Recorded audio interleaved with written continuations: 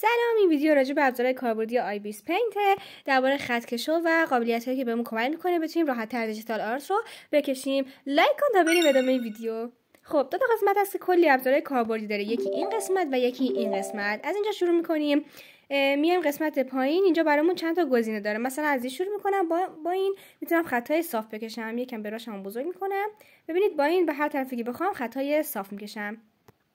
با یکی بعدیش با این من اینجا میتونم یک مربعی رو بکشم. حالا اینجا میتونم تنظیماتش رو تغییر بدم که مثلا اینجا مربع داخلش با همون رنگی که کشیدم رنگ بشه، یا اینو غیر فعال کنم و با هر رنگی که دوست دارم پر بشه، یا اصلا دلم نمیخواد مربع پر باشه پس غیر فعال میکنم و فقط دورگیری داره. با همین تنظیمات میتونیم دایره و بیضی و چنزلی هم بکشیم. فقط تنها تفاوتش اینه که توی چنزلی میتونید تعداد ضلع رو خودتون مشخص بکنید به این صورت.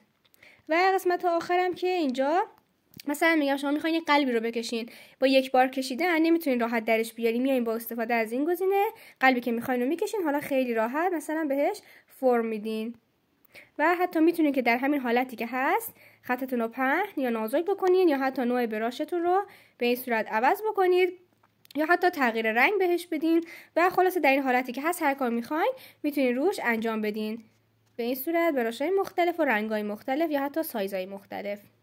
بعد از اینکه کارتون تمام شد تیکو میزنین و کشیده میشه. اینم میتونین که اگر به صورت بسته اینطوری کار کردین این قسمت رو بزنین و داخلش رنگ بشه، یا از رنگ خودش یا از رنگی که میخواین. قسمت بعدی هم دقیقاً همینه، فقط به جای خط منحنی خطوط شکسته شما دارین. اگرم نخواین میتونین با استفاده از سلاشخال پاک بکنین. میریم سراغ قسمت بعدی، یعنی قسمت خطکشا. قسمت اول برامون یه خطکش داره که هم عمودی و هم افقی و هم مورب میتونیم بذاریمش و ازش خط بکشیم. و یه خوبی هم که داره، در حالت افقی و عمودی که میخوایم بزنیم ببینید خودش برامون کار رو قفل میکنه. ببینید من میام، ببینید خودش برام کار رو قفل کرد.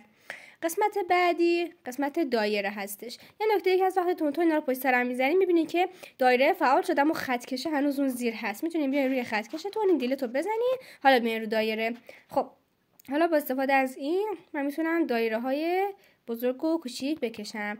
اگر خواستین بیضی بکشین از این قسمت میتونید بیضیتون رو مشخص بکنین به چه ور یا تو چه اندازه‌ای باشه به این صورت. قسمت آخرم که اینجوری یه خطکش داره که براتون به این صورت زاویه‌های مختلف رو گذاشته، یعنی دیگه لازم نیست خطکشتون رو مورب کنین تا بتونین این خطا رو بکشین. خیلی راحت به این صورت میتونین خطا رو بکشین. قسمت پایینه که خیلی کاربردیه، خط تقارن برامون گذاشته. من هر طرحی رو که اینجا بکشم، اینو یادم رفت غیر فعال کنم. اینجا حتما یادتون باشه با این ابزاری که کارتون تمام شد اینجا آفو بزنین تا دچار مشکل نشین. خب داشتم میگفتم اینجا خط تقارن داریم که من هر طرحی این طرف بکشم میبینم که اونور برام کشیده شد. اینجا میتونین جهتش رو عوض بکنین که عمودی یا افقی باشه. و حتی گزینه بعدی اینجا براتون اندازه های این خطا رو داره، میتونید 4 تا یا 6 تا انتخاب بکنید و هر طرحی که بخواین رو بکشین. قسمت بعدی هم تقریبا تو همین مایه ها هستش. ببینید بیام اینجا، من باید اینجا یه طرحی رو بکشم، دیدین تا اینجا کشیده شد، اینجا کشیدم اینجا اومد. اما توی یکی بعدی من توی این فاصله باید یک چیزی رو بکشم. پس توی این خط تقارن من روی خطه میکشم، روی این قسمت دایره این وسط باید طرحمو بکشم. تقریبا مشابه همه، اما خب برای استفاده های متفاوت هستش. قسمت بعدی به این صورته که من میام توی این قسمت طرحی رو میکشم، توی قسمت نارنجی اجازه بدین اول باید سایزش رو مشخص بکنیم و بعد قفلش بکنیم. حالا من میام توی قسمت نارنجی طرحی رو میکشم، دیدین که توی قسمت های آبی خودش کشیده شدش. پاکش میکنم، قفلش رو باز میکنم. اینجا میتونم حتی به این صورت به زاویه بدم برای استفاده کف.